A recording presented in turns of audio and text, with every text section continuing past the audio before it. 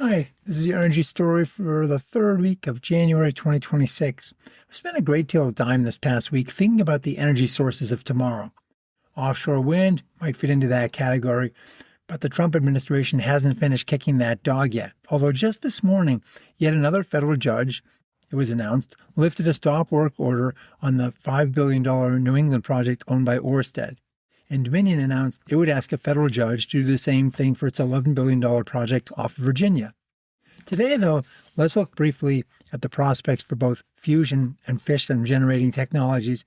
And let's start with the fusion company TAE, which announced in mid-December that it was merging with the Trump Media Group, of all things, in an all-stock transaction valued at more than $6 billion. The press release stated that by 2026, the combined company plans to site and begin construction on the first utility-scale fusion power plant at 50 megawatts. On its website, TAE notes the fact that it has achieved proof of science with the ability to sustain plasma confinement with temperatures exceeding 158 million degrees Fahrenheit. That's not too bad.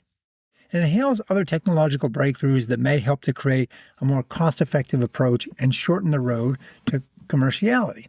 TE also says it's on track to deliver hydrogen-boron fusion to the grid by the early 2030s. And on January 6th, it announced it's begun the site selection process for a 20-plus acre site with proximity to a primary distribution grid and metropolitan hub. Its research reactor recently delivered beyond its initial expectations. But from the outside looking in, if I had to guess or bet who'd get to fusion first, I'd have to turn my sights to Commonwealth Fusion. They've got more critical pieces of the puzzle apparently assembled, and they just announced the manufacture of the first magnet necessary to create the container that holds the fusion reaction. In their case, it temps up 180 million degrees Fahrenheit, which is hotter than the core of the sun, even at night. It also has the critically important manufacturing capability to make more of those magnets. Commonwealth is currently building a demonstration plant in Massachusetts, and it also just announced that it's enlisting AI chip manufacturer NVIDIA and industrial powerhouse Siemens to develop digital representations of its machines, compiling data to make simulations that can help accelerate the design and make improvements along the way. And finally, the all-important piece is the off-taker. Google committed last June to purchase 200 megawatts of power from the first fusion plant in Chesterfield County, Virginia. And importantly, Google's been an investor in Commonwealth Fusion since 2021. And announced last June it's increasing its stake by an undisclosed amount, giving Google the option to purchase even more power from additional plants. And on the heels of that, Commonwealth announced an additional deal with Italian energy company Eni worth $1 billion. So fusion may just be a very real thing sometime in the visible future. Now let's turn to fission, since there's a constant drumbeat of news coming from the modular nuclear sector. This week, Meta announced deals with two of the so-called Generation 4 modular nuclear companies, Oklo and TerraPower. Gen 4 nukes aren't your typical 700 to 1,000 megawatt large nukes. Instead, they're designed to be smaller, more fuel efficient, fail-safe in the case of a plant failure or an event such as a tsunami or earthquake, and with fuel from which it's more difficult to make nuclear weapons. Numerous Gen 4 companies are active these days, and the optimism surrounding them is quite high. Take publicly traded Oklo. Its stock rose from a share price of $23 a year ago to $102 today, and it kissed $175 along the way. Meta recently announced a deal contemplating a plant in Chicago with Oklo, the first of many additional projects totaling up to 2,200 megawatts, with the first coming online as early as 2030. Oklo now has a site use permit for an initial trial reactor and has also ordered fuel for that first machine from Idaho National Laboratories. Oklo has also submitted a license application for both construction and operation of its first plant, and it broke ground for that in September. Meta's second deal with Bill Gates-backed TerraPower, while not specifying a site, includes up to 8 of TerraPower's reactors, joined with energy storage systems for load-following capabilities.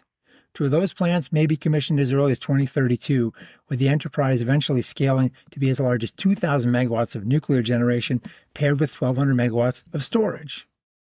If a nuclear renaissance is to occur, it will be the insatiable energy appetites of the hyperscale data centers that likely catalyzes it. Last August, Google, Kairos Power, and Tennessee Valley Authority announced a power purchase agreement between Kairos Power and TVA for up to 50 megawatts in that case that would support Google data centers in Tennessee and Alabama. That makes TVA the first U.S. utility to ink a power purchase agreement with a Gen 4 reactor. Kairos and Google have a separate agreement for 500 megawatts of nuclear capacity by 2035, with the first of those units scheduled for operation by 2030. Meanwhile, Amazon and X-Energy are moving ahead as well. Last August, they announced a relationship with Korea Hydro and Nuclear Power and Doosan Enerbility to accelerate the deployment of modular reactors in the U.S. with an eventual target of 5,000 megawatts across the country by 2039. In December, X-Energy also inked a binding agreement for the manufacture of its main power system steel components for 16 of those 80-megawatt modular reactors. Amazon has also selected its first sites, having signed an agreement with Energy Northwest. There are other modular nuclear companies besides the ones I mentioned, such as NuScale and Holtec, but they all do face similar challenges. First, they have to get regulatory design approved by the Nuclear Regulatory Commission, and only NuScale has done that so far. Then they have to build and trial their first reactors. Even as they start construction of the plants, they will eventually build more machines. To get there, they'll need to fill their order books, because selling one or two of these isn't going to get to the scale needed to drive down costs, especially in today's world where anything related to power is soaring in price. Plus, you have to attract more investment capital. Scale in manufacturing can help reverse the price trends because you can spread capital costs across more units.